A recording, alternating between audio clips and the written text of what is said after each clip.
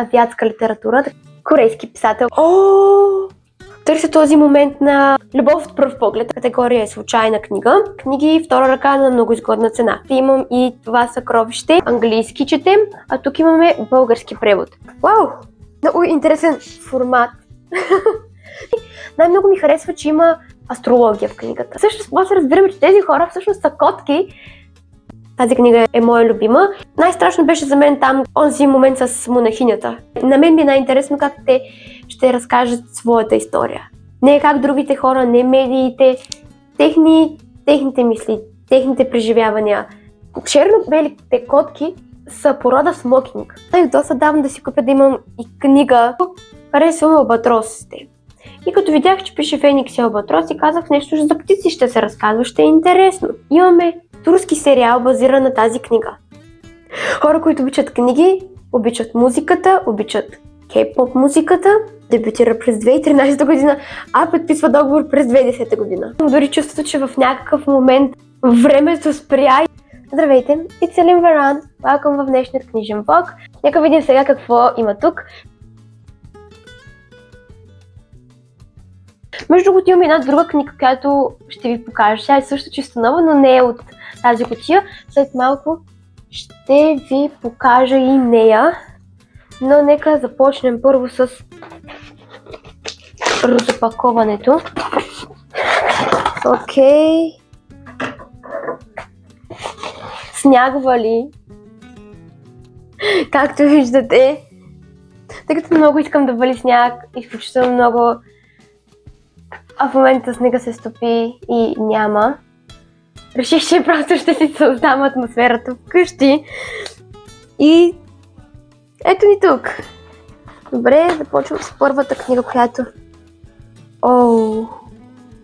Между другото, преди да ви покажа книгата, днешното разпаковане на книги е от азиатска литература, така че днес всички книги, които ще видим, и тук, и другата, която седи там на масичката, са свързани с азиатска литература, така че малко, как да се изразя по-точно, малко реших да променя стила си на четене и заложих на азиатски писатели. Така че сега ще ви покажа един корейски писател. Първо, това е първата ми книга. Казва се И пораснала, ти си моя дъщеря, от Минус. Надявам се, че така се произнася името. Когато търсих информация за тази книга, разбрах, че тя е от корейски писател, така че много се радвам, че имам, мисля, че втората ми или третата книга, която е от корейски писател, и аз съм много, много щастлива от този факт. Упс. Така. Какво е това? Това като книгоразделителче май. Много красива корица, между другото. Толкова съм развълнувана, че променям начина си на четене. Книгите, които чета, че правя някаква промяна, толкова ме зарежда промяната, която реших да настъпи в моя живот, че не знаете колко много се радвам. Реших малко да оставя нехудожествената литература на страна за някакъв период от време и да се съсредоточа върху нещо по-различно. Ще ви прочета малко от анотацията. В тази книга има приказни уроци за деца, но великолепни истории за големи.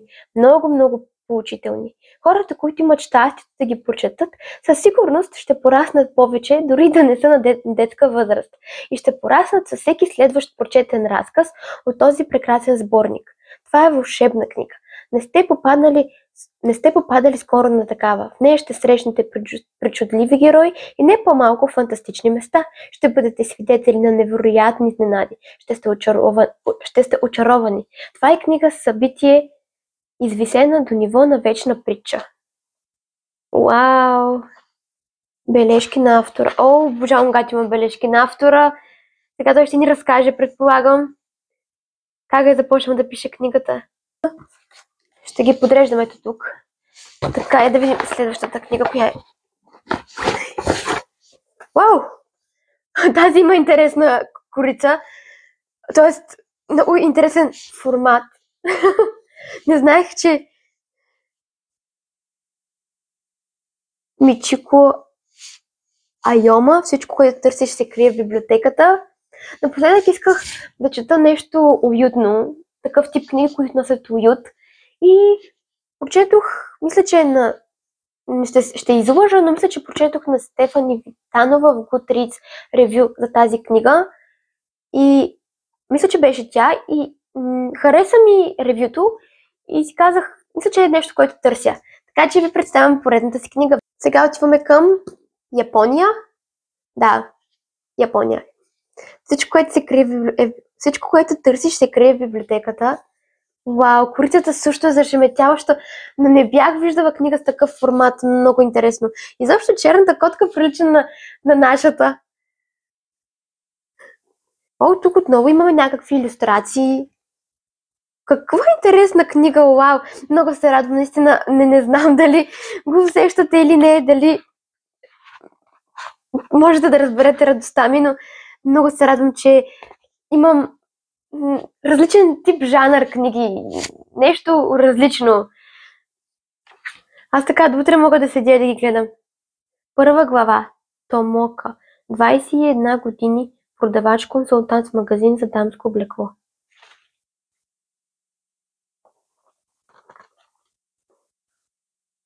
Вау! Вау! Тук имаме информация и за авторката. Така, ще ви покажа, между другото, по-рано, мисля, че миналата седмица си купих една друга книга. И това е тази книга. Тя се казва Кафене пълнолуние и е от Май Мичизуки, така че сме отново на вълна японски. Днес отново сме на вълна японски автори. Този път реших да не избирам аз книгоразделител, а да оставя този, който ми дадоха от Хеликон. И съм стигнала до 42 страница вече. И мога да ви кажа, че книгата е доста интересна. За сега харесва ми. Най-много ми харесва, че има астрология в книгата. Втората е много интересна. За сега, значи ще се срещнем с няколко души в тази книга. Чета за една сценаристка, която вече не може да пише хубави сценарии и е в една задънена улица, както се казва.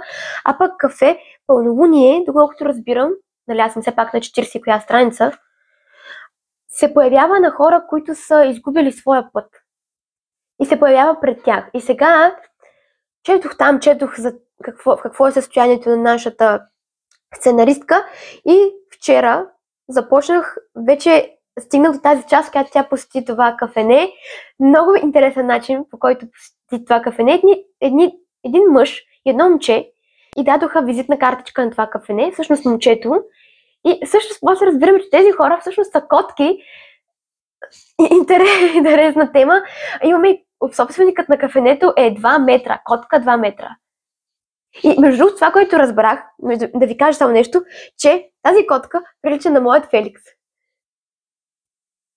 Същите са. Дори майка ми, когато взех книгата, каза, той прилича на нашият Феликс. Прилича. И да ви кажа, че черно-белите котки, от книгата научих това, са порода смокинг. Може би някой го е знаел, но аз не. И сега го научих. А мисля, че имахме и сингапурска котка. И мисля, че сингапурската котка ще е тази. Ама може и да е тази. Не съм много сигурна тук сега все още. Аз гледах снимки в интернет, ама може би повече е тази, защото видях, че нейните очи са по-кръгли. Може би е тя. Не знам как беше. Защо ви говоря за породите, не знам. Я да видим. Тук нашата главна героиня в първа глава знаела много за породите и реши да ни сподели. Не, тази с големите уши е сингапурската котка. Значи това сигурно е сингапурската котка. Както и да е. Книгата за сега много ми харесва. Интересна е, забавна е до някаква степен, но и за дълбока книга, с дълбоко значение. Малко, честно да ви кажа, малко се потиснах в началото, като четях за трудностите, през които преминава и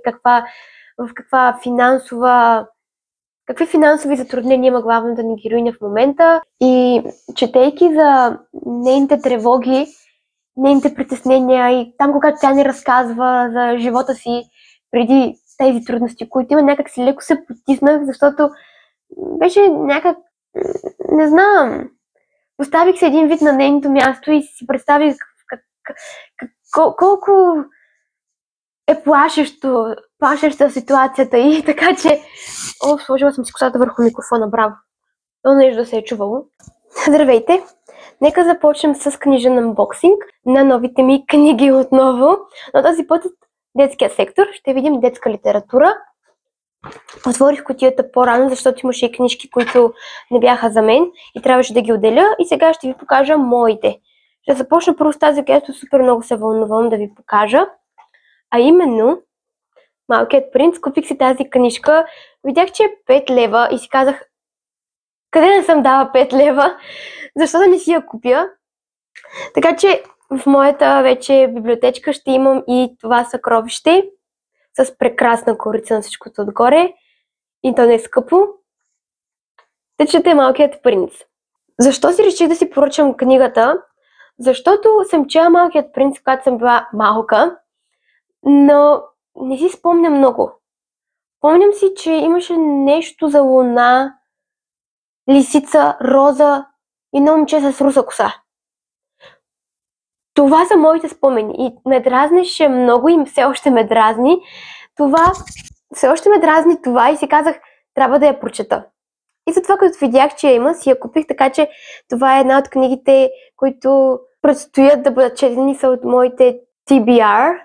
Не знам за кога, не знам дали за тази година, за тези месеци ли, но ще се опитам да е за тази година да си я прочета. Тя е една кратка книжка, която аз ще прочета за няколко дена, ако се наема.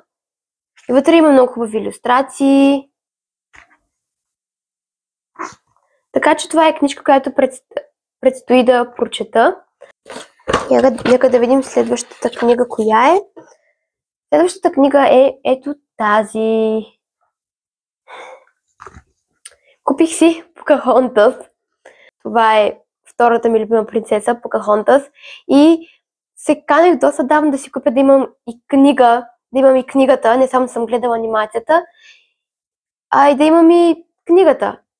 Разбира се, историята за самата Покахонтас, нали, истинската история, която мисля, че е вдъхновена книжката, не е много приятна. И третата книжка е ето тази двуезична книжка, която си купих на Красавицата и звяра. Така че вече имам 2 книги за Красавицата и звяра. Защо си я купих? Защото е двуезично помагало. Имаме една страница, ето така, английски четем, а тук имаме български превод.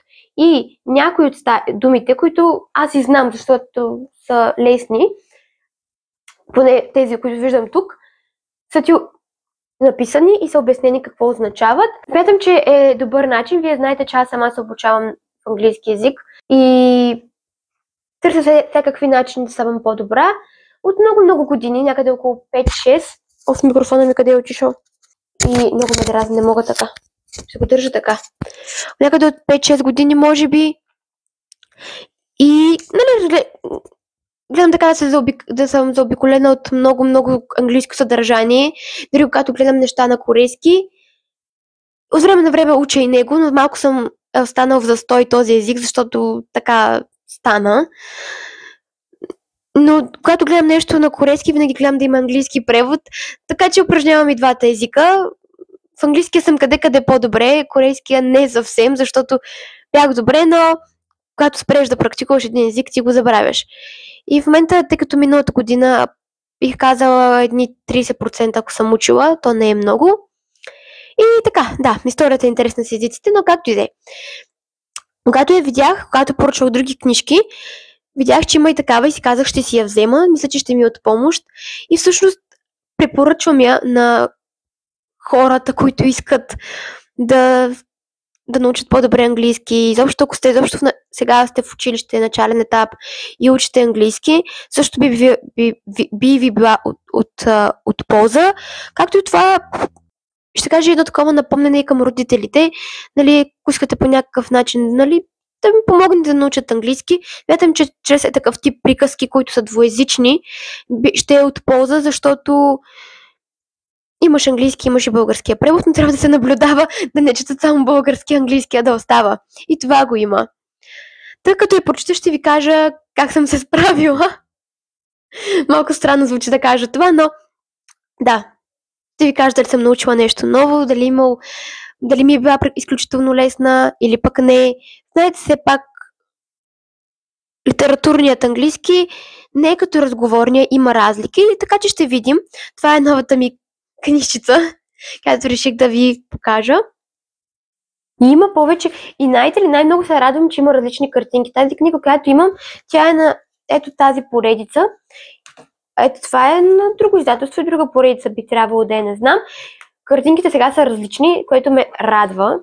И има някои думи, които са описани тук и децата могат да ги научат. Или хората, които им е трудно английски, не искат да го научат и някъде да започнат лека по лека. Мисля, че е добър вариант. Аз търся си някакви начини да уча все повече. Гледам сериали, преди гледах сериали на английски, дори сега ако гледам нещо, гледам да има английски субтитри. Така гледам да се заобикалям все повече с английски език, защото рядко го практикувам. Поне да гледам нещо, някой път се опитвам да говоря, за да ставам по-добра. Това ще им помогне и за времената. Примерно, нали, leaves. Мисля, че се слагаше някой път, когато нещо е по принцип така, а тя по принцип си живее там. Така че мисля, че ще им помогне. Не толкова да уча нови думи, а по-скоро граматически да схвана как да създавам изречения, защото някой път може да знам думи, но нали, тези предлози, които за мен са ми трудни и така нататък, подредбата на думите. Аз смятам, че тази книжка много ще ми помогне. Тя също е от това, което предстои да прочета, така че като я прочета, разбира се, ще включа в ревюто. Здравейте! Днес записвам последната част от анбоксинга на книги. Последните книжни покупки, те са 4 на брой и сега ще ви ги покажа и ще кажа по няколко думи за всяка една, предполагам. Защото знаете, може би сте забелязали, може би знаете, но през по-голямата част, когато имам книжни покупки, то има и история към тях. Не е просто ето така. Така че, нека да започваме. И за хората, които не ме познават, не знам дали съм се представила по-рано, но ще се представя в края на видеото, защото това съм аз. Да, правя такива неща. Аз съм Селин Варан. It's Селин Варан. Welcome в днешният книжен влог. Welcome в продължението на днешния книжен влог. Окей. Исках да завърша малко по-различен начин. Ето ги книгите, 4 на брой. Нарочно не ви ги показвам, защото иначе изненадата ще се изпари. И сега ще ви ги показвам една по една. Книгите ми са в две категории. Това, което ще ви покажа сега, е в две категории. Първата категория е случайна книга. Другата категория са книги втора ръка на многоизгодна цена. Първо започвам с по-малкото на брой книги, а именно книги категория случайни книги. Така ли я нарекох? Дори вече забравих как съм я нарекла. Тази книга е... Тя се казва Пътуващата книжарница на Ария от Ребека Рейзин. Тя е романтична книга, но тъй като вече, записвайки днешното видео, аз съм започнала да чета тази книга и вече съм на 56-та страница. Беше ми много любопитно да започна да я чета и честно да ви кажа, доста давна не съм изпитвала този ентусиазъм да чета книга и да започна веднага да я чета. Всичко преди беше като по график един вид. Аз го казах и в самото видео, но не знам дали ще включа тези кадри. Те беше като по график. Винаги имах книгите, някакъв график, какво трябва да прочета, за това какъв книжен любител аз трябва да бъда, какъв книжен влогър аз трябва да бъда и как всички хора, аудиторията, която гледа моите видеа, как трябва да ме възприема, с какви тип книги, които чета и не чувам душата ми, която просто казва, не чувам асцендента в мен, който казва, че има нужда от романтична книга. Малко клишираност, малко романтика. И аз от така доста дълго време търся такъв тип книга, знаете, но се отказвам, търсех този момент на случайност, търся този момент на любов от пръв поглед, този момент, в който ще видя книгата и ще си кажа, че е тя. това, което желаях да видя, видях в лицето на тази книга, влюбих се в нея, просто в момента, в който я видях. Дори имам чувство, че времето за някакъв момент спря и аз... Момент, да се отворя прозореца. И имам дори чувството, че в някакъв момент времето спря и бях просто сама аз и книга, сякаш просто забравих, че съм близо до каса и трябва да отида да си платя покупките. Просто зачетох се в анотацията, загледах се в курсите, някакси просто всичко сякаш спря. Не мога да го обясня това чувство, но беше така и затова съм... Да, бъркана история, но много интересна за мен. Книгата много ми харесва, поне за момента ми харесва. Това, което най-много ми харесва в книгата е лекият закачлив хумор с доза сарказъм, ирония, повече ирония. Да. И това мен изключително така искрено ме забавлява. Вече съм на 56-та страница и съм написала на повечето, знаете, хората, които ме следите, предполагам, знаете, че аз обичам да пиша в книгите с моливта, сякаш комуникирам с автора, с героите и постоянно пиша за страниците си това е на корейски начин на изписване на ха-ха-ха, но и пиша и на български ха-ха-ха. Да, съм интересен любител на книги. Интересно ми дали някой прави такъв тип неща. Не с и ха-ха-ха, а дали пише така в книгите си. И искрено се забавлявам на книгата, на диалозите между Роузи и Ария. То точно тогава се проявява и тази нотка, тази доза сарказъм, ирония и някак си прави диалозите между тях, тяхната комуникация по-жива, по-естествена. И на мен това много ми харесва. И предполагам, че в някаква степен начинът, по който се комуникира тази ирония, е малко близка до мен, защото моят хумор е малко така ироничен. И може би това също така ми харесва, защото и аз съм така. Както и да е. Това много ми харесва. Има неща, които малко ме натъжават, защото това, през което е преминала главната ни героиня Ария, аз пък се Роузи я наричам, Ария, не е лесно, така нейното сърце е наранено и не е типичното нараняване, разделила се с своят мъж или приятел, не, изобщо не е така. Историята е много по-емоционална и по-дълбока и това още повече ми харесва в книгата. Емоционалната болка, която тя изпитва, е много по-дълбока. Искам да кажа, че книгата е с дълбок замисъл, не е повърхностно четиво, поне за момента, това е моето мнение. Не е повърхностно четиво, с задълбочени мисли, с дилемата, в която е нашата Ария и като цяло борбата, която тя има със себе си и силните чувства на болка, които тя изпитва. Разбира се, има си тези нотки на сладка романтична книга. Сега като я прочета, ще ви кажа какво е моето мнение за книгата като цяло и какво мисля. Защото дори анотацията, аз си мислех, първо се чудя дали да си я купя или не, защото аз търся нещо романтично. Но търся да е моята романтична книга, която да отива на мен, нещо, което е близко до мен и ми харесва. Но когато прочетох анотацията, много не ми стана ясно, може би в този момент, в който аз съм се влюбила в книгата, така съм била зашеметена от емоциите, когато съм открила книгата, не съм успяла да я разбера тогава, но не можах да разбера сега, романтично или не, или нещо за пътувания.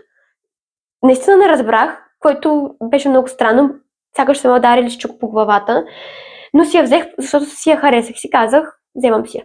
Но за като започнах да чета, разбрах, че си е романтична книга от главата до петите. Или от тази част на книгата до тази част на книгата. Сега започвам с категория книги втора ръка, изключително добра цена. Първата книга е ето тази, Шифърът на Леонардо Дан Браун. Това е книга, която си купих, за да си имам, защото тази книга е моя любима. Преди 4-5 години прочетох 5-6 вече, може би.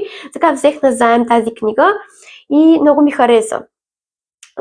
Изключително харесах стила на Дан Браун, харесах книгата, филма дори съм гледала няколко пъти, независимо, че филма е малко страшен. Аз толкова страшно не си го представях в книгата.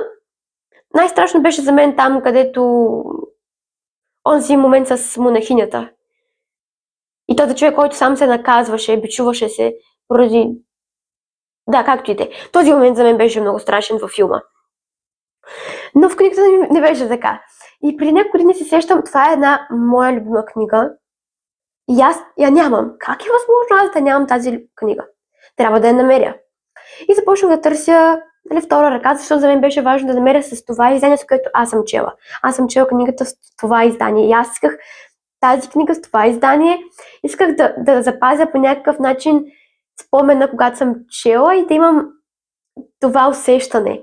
И ако си бях купила книгата чисто нова, дори с тази корица, нямаше да е също. За мен беше важно да е втора ръка, за да се приближа повече до чувството, до спомена, който имах, когато я четях, защото може би по-скоро, да, харесвам книгата като съдържание много, хареса ми, но тогава се чувства изключително уютно, когато я четях и може би, както се казва, съм може би малко повече влюбена в чувствата и те ми липсват, колкото самата история, а самите чувства ми липсват. И аз задържах, че когато купя тази книга, трябва да е с това издание, защото така трябва да е според мен.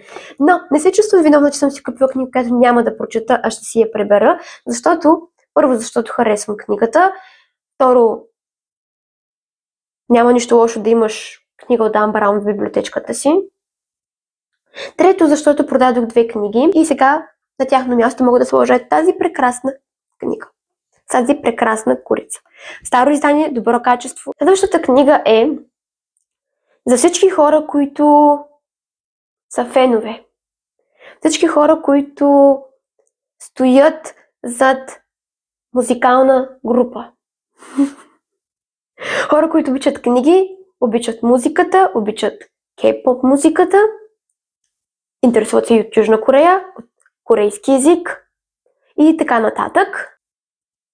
И за всички хора, които обичат да четат книги, но и са фенове на BTS.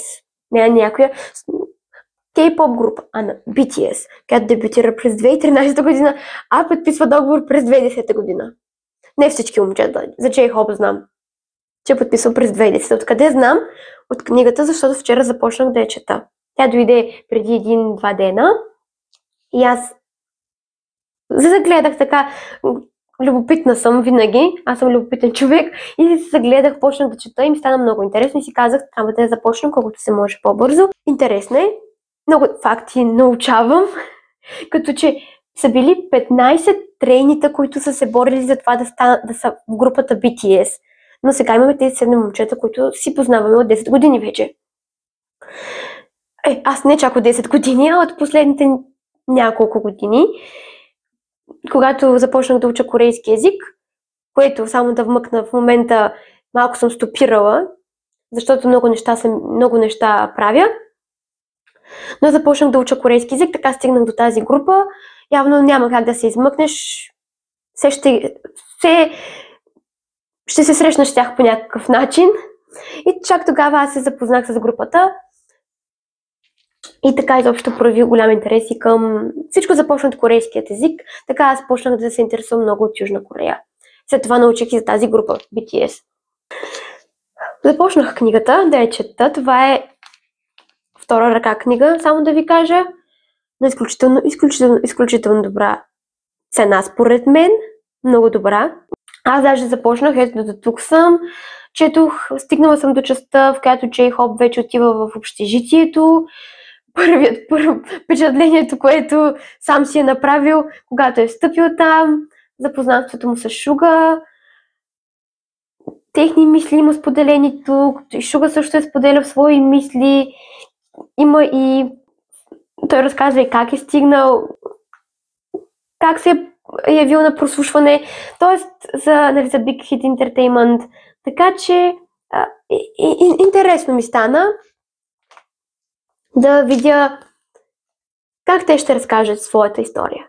На мен ми е най-интересно как те ще разкажат своята история. Не как другите хора, не медиите, техните мисли, техните преживявания. Това, което стои зад това, което са в момента. Целият им опит, преживяването. От началото, в който те стигат отиват до село, в момента, в който те се опитват да намерят общежитията и започват да живеят там, обучението, тренирането и всичко. Как стоят нещата? Последната книга, която ще ви покажа, е тази. Казва се Феникс и Албатрос. Също неизгодна цена. Защо си я взех? Защото харесвам албатросите. И като видях, че пише Феникс и Албатрос, и казах нещо за птици ще се разказва, ще е интересно. После си казах, аз реших, че трябва да проуча и видях, че в България в много фейсбук групи тази книга се търси, хората я търсят по дърво и камък тази книга. Както, или поне се е търсили, не видях датите, в които са публикувани постовете. После видях, защото на български нищо не успях да намеря и като автор, кой е авторът на тази книга, нещо за сюжета, тук дори няма и анотация, няма. Намерих няколко неща в интернет и на английски език намерих информация за тази книга, явно и в чужбина се чете много. И следващото нещо, което разбрах, четейки коментари за тази книга, е, че имаме турски сериал, базиран на тази книга. Казва се Ранобудна птичка. След това се оказва, че преди много години съм го гледала. Не знам дали целият филм съм гледала, но съм го гледала. Да, преди доста години гледах така турски сериали, но последните 6 години не. Забранила съм си това нещо. Мисля, че главната героиня там, тя четеше книга. И не знам, ако някой гледа този сериал, има повече спомени от мен, може ли да ми каже дали книгата, която главната героиня във филма чете, е тази книга? Защото си спомням, че тогава аз търсех книги. Аз много често си харесвам някоя книга от филм или сериал, за която някой е споменал книга или някаква музика. Аз, примерно, трябва веднага да отида да потърся, да разбера. Това са последните покупки, които имам за 2025. Надявам се, наистина да са последните покупки за 2025 година. Не само за сега, за няколко месеца, а за постоянно. Защото, знаете, имам книги, които ми останаха от книжните цели, прочетох малка част през 2024 и голяма част от книгите останаха за тази година, плюс тези 3, извинявам се, плюс тези 3 и плюс всички други, които ви показах по-назад във видеото. Единственото нещо, което мога да кажа на себе си е good luck. Така, привършвам с това видео, защото съм гладна и искам да ям. И ви казвам чао, надявам се видеото да ви е било интересно. Може би забавно до някаква степен, но разбира се и така да сте си взели нещо от това видео. Завършвам с моите финални думи, които винаги казвам, че ви желая здраве, грижете се за вашето здраве, защото това е най-важното нещо на света. Като казвам здраве, говоря обобщено. Във всеки един аспект се грижете за здравето си. Дори това е да поддържате спокойствие в себе си. Това също е грижа за вас и грижа за вашето здраве. Грижете се за себе си и ще се видим в следващото видео.